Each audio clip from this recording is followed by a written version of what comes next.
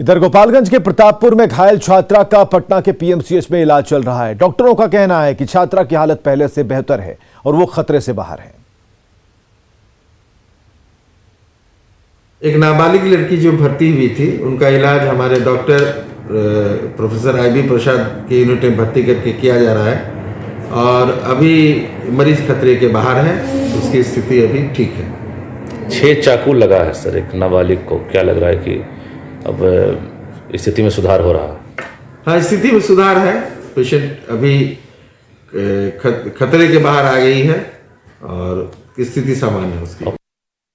हमारे साथ हमारे सहयोगी रजनीश जुड़े हैं। रजनीश, पूरी आप बीती उस लड़की ने बताई क्या बनना चाहती थी और हो क्या गया, लेकिन अगर आवाज उठाने की कीमत इस तरीके से अगर चुकानी पड़े, जान से हाथ धोना पड़े, तो फिर सवाल उठता है उस लॉ एंड ऑर्डर से, क्योंकि जो आरोपी है जिसने चाकू चलाया है उसने साफ कहा कि वो नाबालिग है, वो तो छूट जाएगा। तो लगता है कि ऐसे घटनाओं से सीख लेते हुए कुछ कड़े प्रावधानों की जरूरत है, क्योंकि हालात तो सामने आपने बात भी की है। बिल्कुल, देखिए जिस तरह से सरकार अभियान चला रही है और बेटियां बड़ी संख्या में स्कूल जा रही है, तो ऐसे में जो गोपालगंज का ये मामला है, न्यूज़ 18 इस छात्रा के हौसले को सलाम कर रहा है जिसने मौत को मात दी है। अगर 6 चाकू लगा है, 6 बार वार किया गया है मनचलों के द्वारा, दरिंदों के द्वारा, उसके बाद भी आज ये अस्पताल में न्यूज़ 18 से बातचीत करके पूरी दास्तान सुना रही है, तो निश्चित रूप से काबिले तारीफ है। लेकिन बता दें आपको कि आज तक घटना के 4 दिन हो गए, लेकिन महज 1 आरोपी की गिरफ्तारी हुई है। बाकी जो 3 आरोपी हैं खुलेआम घूम रहे हैं। जिला प्रशासन कह रही है छापेमारी चल रही है। आज भी जो पीड़ित परिवार है, साथ ही स्कूल की जो मकतब की छात्राएं हैं, खबर यह है कि आज भी स्कूल जाने से वो कतरा रही है, डर रही है, क्योंकि रास्ते में जिस तरह सरे राह 6 जगह चाकू मारा गया है और दोष कुछ नहीं था। दोष यही था कि इसने अपनी सहेली का बचाव किया था।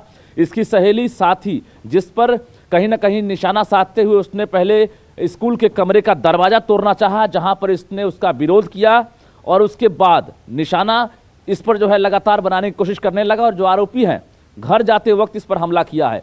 पीएमसीएच में इलाज चल रहा है, डॉक्टर लगातार प्रयास में है कि इसकी बेहतर इलाज हो सके। बिल्कुल, आज के परिवेश में रजनीश एक दाद तो देनी होगी। इस लड़की की जितनी भी तारीफ की जाए कम है, क्योंकि स्कूल की मॉनिटर थी जिस क्लास में पढ़ती थी और इसे अपने साथी की जो परेशानी थी उसका ढाल बनकर ये सामने आई, चाकू इससे लगी। लेकिन हम यहां दाद देना चाहेंगे उस हिम्मत की जो इसके अंदर थी। ये आगे चलकर नाम कमाती है, होस्टेस बनती, जिस सपने के बारे में इसने बताया। और जिस गिरफ्तारी की बात आप कर रहे हैं, पुलिस कह रही है कि वो बालिग है आरोपी और उसकी गिरफ्तारी भी हो चुकी है। तो कुल मिलाकर अगर हम देखें तो इस लड़की की जितनी तारीफ की जाए वो कम है।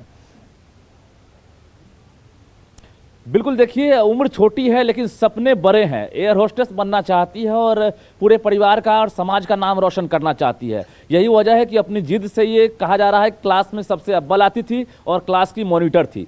जो बाकी सहेली जो इसकी है वो भी इसके सहयोग से पढ़ाई कर रही थी और स्कूल जा रही थी। लेकिन दुर्भाग्य की बात यह है कि जब बेटियां स्कूल जा रही है, घर लौट रही है, ऐसे मनचले, ऐसे जो कहीं ना कहीं जो दरिंदे हैं वो हिम्मत कैसे करते हैं कि चाकूबाजी करें और एक बेटी पर हमला करें। आज न्यूज़ 18 सवाल उठा रहा है, लेकिन कोशिश यही है कि जो भी आरोपी हो वो बच नहीं सके। एक आरोपी की गिरफ्तारी हुई है, अब जो पीड़िता है और परिवार है वो अब फांसी की मांग कर रहा है। विवेक, बिल्कुल रजनीश, प्रशासन का जो डर और पुलिस का जो डर होना चाहिए उससे मुकम्मल तरीके से होना ही चाहिए। वो अगर नहीं होगा तो इस तरह की चाकूबाजी की घटना होगी।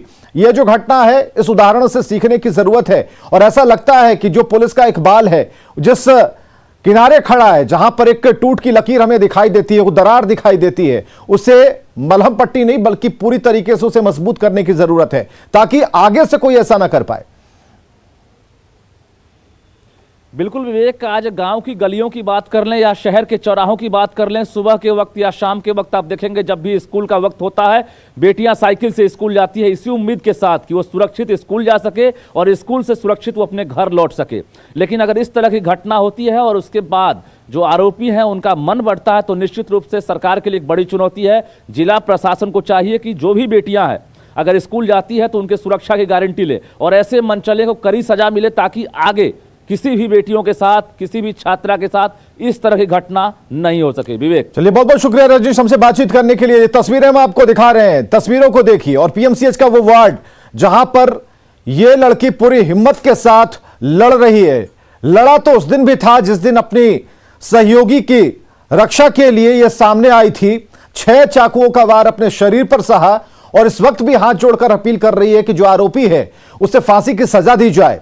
हालांकि मन में काफी तमन्नाएं हैं, लेकिन एक उदाहरण सरकार के लिए और सरकार के प्रशासन के लिए भी है, पुलिस के लिए सबसे ज्यादा है कि जो पुलिस पेट्रोलिंग करती है, थानों में बैठती है, केस रजिस्टर करती है, एफआईआर दर्ज करती है, उन्हें भी ध्यान देना होगा कि सरकार ने कोशिश जरूर की, लड़कियों को साइकिल दी, शिक्षा का प्रबंध किया, अब आप सुरक्षा दे दीजिएगा तो लड़कियां बड़े ही आराम से सड़कों पर निकलती हुई अपनी पूरी आजादी के साथ आगे कुछ कर पाएंगी। यह समझने की जरूरत है।